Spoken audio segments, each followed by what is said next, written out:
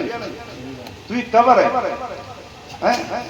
کیونکہ اللہ نے کہا منہا خلقناکم، ہم نے تمہیں اسی زمین سے پیدا فرمایا، وفیہا نعیدکم، اسی میں بلا لیں گے جب دن ہوگا قیامت کا، ومنہا نخرجکم تارۃ اخری، قیامت کے دن اسی سے دوبارہ زندہ بھی کر لیں گے۔ اس کا مسئلہ بیان کر دیں، بولے سبحان اللہ۔ ایک کتاب ہے، کیا آپ جانتے ہیں، یہ مہاراشٹر شریف کے سید نجیب حیدر میاں جو سجادہ ہیں، انہوں نے، وہ رائٹر ہیں، انہوں نے لکھی ہے، اس میں کیا لکھتے ہیں، کسی نے پوچھا مولا علی رضی اللہ تعالیٰ عنہ کہ حضور کے آخری غسل کا پانی کہاں گیا، بولو سبحان اللہ، اور تڑپ کر یا رسول اللہ، حضور کے آخری غسل کا پانی کہاں گیا؟ اور جب نبی نے وصال کیا تھا تو وہ غسل کس نے دیا؟ مولا علی نے۔ حضور کو آخری غسل مولا علی نے دیا۔ مولا علی نے جب دیا تو فرشتے آئے چار اپنی اپنی بوتل لے کے، حضرت جبرائیل، حضرت میکائیل، حضرت اسرافیل، حضرت عزرائیل، چاروں مقرب فرشتے آ گئے، اللہ اللہ، چاروں نے شیشی بھر لی، سبحان اللہ، اپنی اپنی بوتل میں بھر لیا پانی۔ اب مولا علی سے کسی نے پوچھا یہ علی اس پانی کا ہوگا کیا؟ بولے سبحان اللہ، ہوگا کیا؟ مولا علی فرماتے جبرائیل کا کام یہ ہے کہ جب بندہ مومن جاکنی کے وقت میں ہوتا ہے، روح بڑا قدری نکلتی باڈی سے، بہت، یہ دیکھا گیا کہ 10 دن لگ جاتے ہیں جان نکلنے، جو جواب بند ہوتا ہے کراہٹ کی آواز نکلتی ہے آدمی کی، وہ روح کھستی ہے، 10 دن لگ جاتے ہیں، 20 دن، اور جو 5 وقتہ نمازی ہوتا ہے، حضور نے ایک مثال بیان کی، مثال یہ بیان کی کہ جیسے گندے ہوئے آٹے میں تم دھاگے کو ڈال دو، گندے ہوئے آٹے میں دھاگے کو ڈال دو گے اور اسے کھینچو گے تو کوئی دقت پریشانی تو ہوگی نہیں۔ اس طریقے سے نیک آدمی، عالم آدمی، حافظ قرآن، 5 وقتہ نمازی کی روح نکل جاتی ہے، اسے آٹے میں دھاگا لیا، کھینچ دیا، اور جس کے اعمال غلط ہوتی ہیں 10 12 15 دن، مہینہ بھر میں نکل رہی ہیں، وہ اس کا یہ عالم ہوتا ہے کہ جیسے بیری کا درخت ہوتا ہے کانٹے دار، یہ حدیث میں الفاظ ہیں پیارے، کانٹے دار درخت پہ یہاں تک کہ کپڑا ڈال دیا، کپڑا ڈالنے کے بعد اس کو آہستہ آہستہ کھینچتا ہے۔ اگر بیری پہ کپڑا ڈال تو آہستہ آہستہ کھینچو کو کپڑا ثابت آ جائے گا، یہ بتاؤ نہیں آئے گا؟ اس کے پرجے ہو جائیں گے، الگ الگ ہوں گے نہیں، پرجے الگ الگ ہوں گے نہیں ہوں گے؟ یہ مثال میرے نبی نے دی، جس کے اعمال اچھے نہیں ہوتے ان کی روح نکلنے میں یہی دقت ہوتی ہے۔ اب نماز نہیں پڑھ رہے ہیں ایک ٹائم کی، قرآن خوانی پر قرآن خوانی چل رہی ہے، کیا مغفرت ہو جائے گی؟ مغفرت نہیں ہوگی۔ حدیث شریف میں عصر کی سنت اور فجر کی سنتوں کو حضور نے یہ ارشاد فرمایا، پوری دنیا کا سامان ایک طرف اور یہ عصر اور فجر کی سنت ایک طرف، پوری دنیا کے سامان پہ بھاری ہے، سبحان اللہ، یہ معاملہ ہے۔ تو یہ جان ہے میرے اسلامی بھائیوں، اسپتالوں میں دیکھا کہ آنکھ کھلی رہ جاتی ہے، ہر منہ کی ہر آدمی کھلی رہ جاتی ہے، منہ پھیلا ہوا رہ جاتا ہے، تو اللہ تعالیٰ تالا مار دیتا ہے زبان پر۔ قانون شریعت کتاب اس کو پڑھا کرو، تالا لگ جاتا ہے زبان پہ، اگر تالا نہ لگے تو پوری دنیا میں مردے کی آواز پہنچ جائے گی، مرنے والے اتنی چیخ نکلے گی۔ اور پیاس کی عالم یہ ہوتا ہے مردے کا اس وقت جب جان نکلتی ہے، حضور فرماتے ہیں 7 سمندر کا پانی اگر اس کے منہ میں ڈال دیا جائے تب بھی اس کے منہ کی پیاس بجھ نہیں سکتی ہے۔ اور ایک مسئلہ اور سنو، یہ باتیں اچھی لگ رہی ہیں آپ کو یا پھر اپنے لب و لہجے میں چلوں؟ اچھی لگ رہی ہیں آپ کو؟ کبھی کبھی یہ بات سمجھانے کی ہوتی ہے، کیونکہ میں جگہ ہوا تھا کئی دن کا، تو نیند اسی پڑی ہے، میں نے چائے بھی کہا میں تھوڑی بہت چلی جائے گی، لیکن وہ چائے بھی بعد میں لے گی۔ بولے سبحان اللہ، اور تڑپ کر یا رسول اللہ، اور تڑپ کر یا رسول اللہ۔ یوں نور سے لب ریز سمندر نہ ملے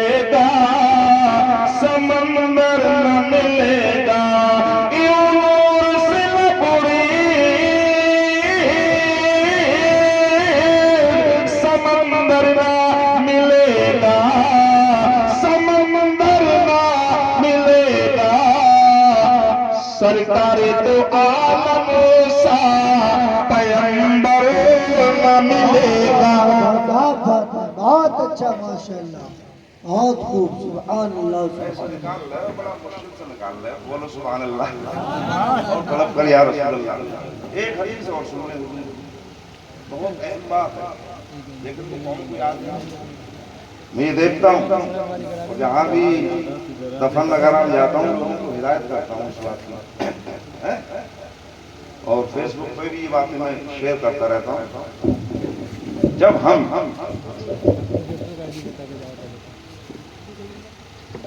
اپنے مردے کو دفناتے ہیں قبر میں بڑا توجہ سے نہیں دلاتے جب اپنے بچہ منہ کم چلاؤ جا محبت سے ہو جائے.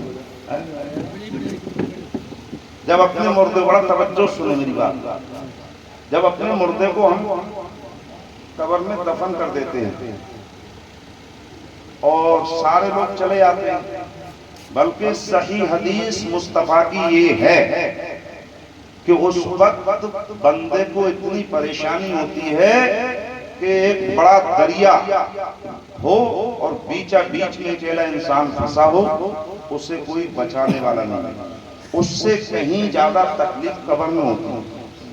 اب مسئلہ سنیں دفن کرنے کے بعد حدیث شریف کے الفاظ یہ ہیں حضور فرماتے ہیں کہ اتنی دیر قبر پہ گھر والوں کو رکنا چاہیے جتنی دیر میں ایک اونٹ ذبح کرنے کے بعد اور اس کی کھال اتاری جائے اس کے گوشت کو بنایا جائے اور لوگوں میں تقسیم کیا جائے.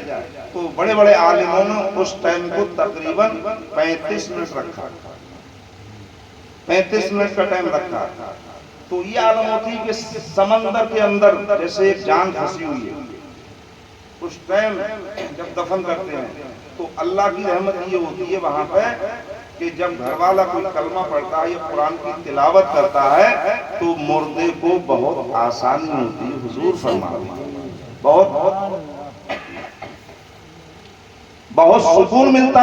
لیکن میرے اسلامی بھائیوں قوم مسئلے کو نہیں جانتی ہے. قوم کو یہاں تک کہ مسائل معلوم ہی نہیں ہے اور یہاں تک کہ ماں انتقال تمہیں یہاں تک کہ لاکھ 2 لاکھ 4 لاکھ 10 لاکھ روپے علاج میں ڈاکٹروں کو دے دے گا.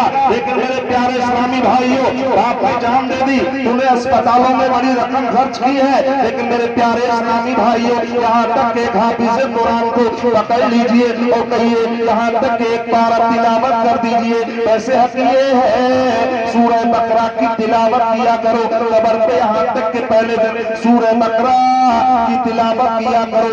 آقا فرماتے جس قبر پہ پہلے دن سورہ بقرہ کی تلاوت ہوتی ہے سوال و جواب میں بڑا آسانی ہو جاتی ہے.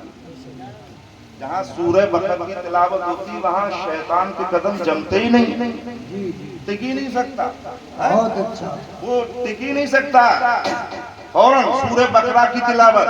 تو مرنے کے بعد جب تدفین پوری ہو جائے تختے لگ جائے مٹی لگانے اذان وغیرہ سب ہو جائے لوگ سارے گھر آ جائیں تو 2-4 بندے یا تو باپ کے جو اولاد ہے وہ ہو یا ماں ہو تو اس کے جو بیٹے ہوں وہ ہوں وہ کم سے کم 35 سے 40 منٹ قبر پہ کلمہ یا درود شریف کی تلاوت کریں تو اللہ تعالیٰ جو سمندر میں بندہ پھنستا نبی نے فرمایا ہے کہ پریشانی سے اللہ تعالیٰ تیرے ماں باپ کو بچا بھی دے گا اور تو نے دل سے دعا رب سے کر دی تو اللہ تعالیٰ وہ ہے کہ اللہ تعالیٰ تیرے ماں باپ کی مغفرت بھی فرما دے گا. بابا نعرہ تکبیر نعرہ رسالت مسلک اعلی حضرت ذکر امام حسین.